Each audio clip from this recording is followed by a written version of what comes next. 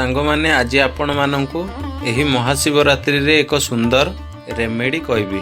सांगमाने जदि आपण मानकर कोनोसी काम अटकी जाइछि किंबा कोनोसी काम अधा अधूरा रे रहि जाइछि किंबा जॉब खोजुचंती मन पसंदर जॉब मिलुनी तेही मानक पई एही सुंदर रेमेडीटी निश्चिंत करंतु।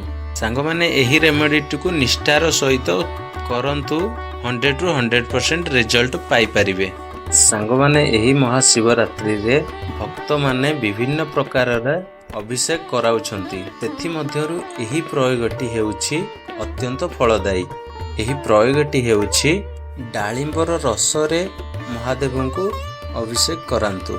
एही प्रयोगटी करिबा द्वारा आपण मानकर मनस्कामना पूर्ण हब सुनिश्चित।